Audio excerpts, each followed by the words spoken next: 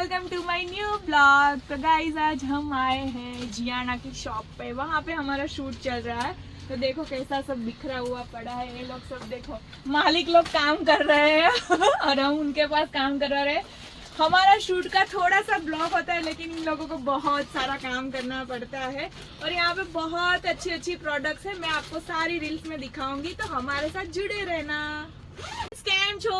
તમારા ઘરે પણ નાના નાના બેબી જશે, સુસુપોટી તો કરી જ જતા હશે, તો ગોદડીઓની જરૂર પડતી જશે, તો આપણે આવી ગયા છે સ્વામી બાલ નગરી તમારા માટે ધમાકા ઓફર લઈને આવ્યું છે। 75 રૂપિયામાં આટલી સરસ મજાની ડિઝાઇન ડિજિટલ પ્રિન્ટ ગોદડીઓ આવી જ ગઈ છે, તો પહોંચી જ જજો જલ્દી। 585 માં તમને મળી જવાના છે પ્લેઝીમ અને ગુડ ક્વોલિટી અને બહુ બધા કલર્સ અને ડિઝાઇન્સ માં મળે। એટલે તમારે બતાઈ દે એવું છે, એ કઈ નથી, હું કેમ કરું? इग्नोर करो, लव कोई कहीं नहीं, बस।